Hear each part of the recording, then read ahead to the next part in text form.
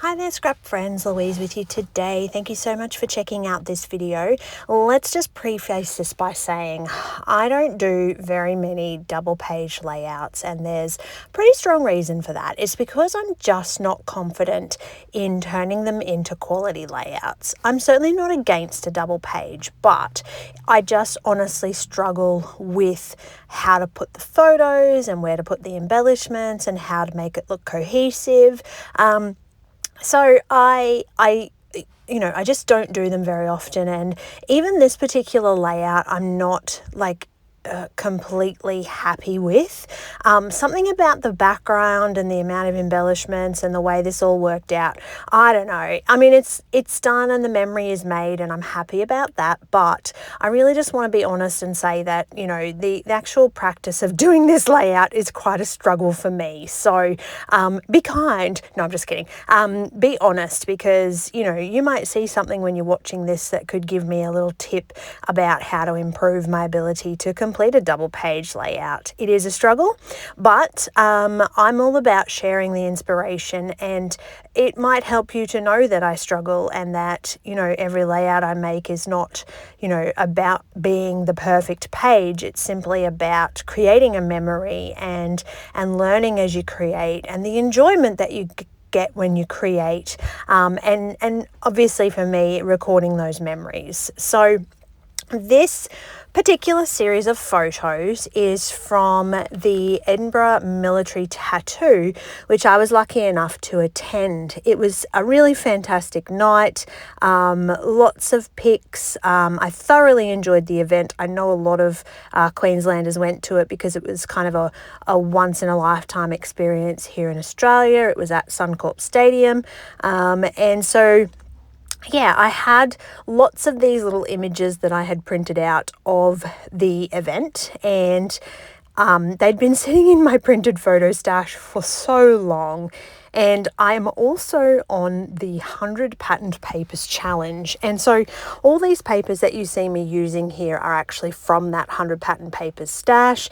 Even though, and I've said in other videos that I didn't get to quite 100, I started a bit late. I think I started in like April, and I had about a stack of 80 papers, which you can kind of see underneath here to the right. That's my stack of ongoing.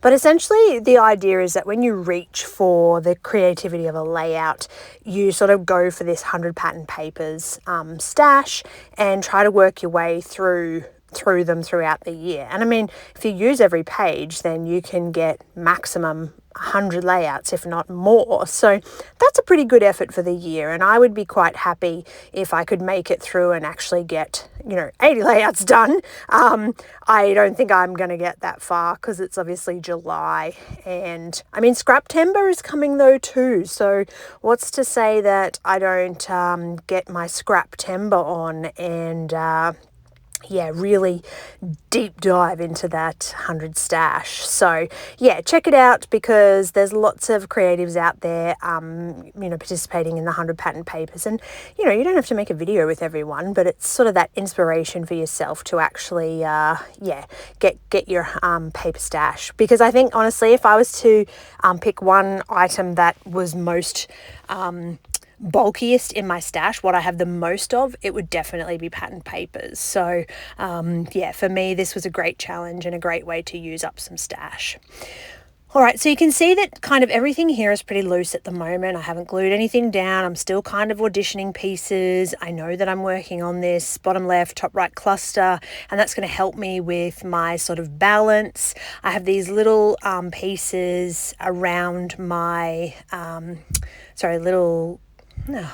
rounded corners with my photos, and that's purely just to bring in that kind of mustardy coloured patterned paper. And that mustard coloured paper was inspired by some of those florals that I picked. So they had that kind of colour palette which inspired me to go back through my pattern papers and actually choose something that coordinated, and definitely not something I would have kind of reached for initially. So got a bit of a unique experience happening here. And this sort of simple background with the circles, this I do a lot of. So you've definitely seen me do this in past videos, where I start with just like a drawn circle and then enhance, or just continue to let that evolve. And so sometimes it'll be like, in this case, it's a little bit of filling those circles with some ink.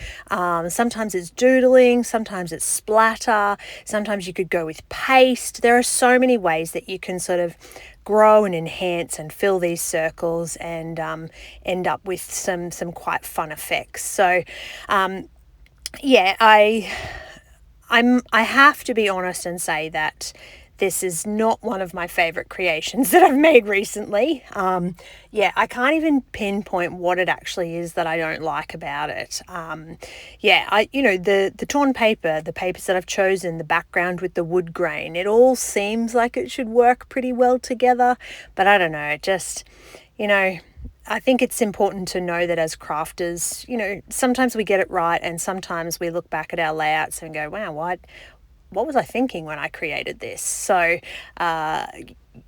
each person is individual, and I recently got to be scrap lifted by the Scraplift Crafternoon crew, where 10 scrapbookers share their scrap lift of a layout that you've created. And the ladies did such an amazing job. I was really honoured to be scrap lifted, and you just never know when something might inspire another creative. So for me, I hope that you at least get something out of watching my videos, and remember that I am not a double page scrapper, so I'm going to go back and complete some single page layouts to get my crafty mojo back.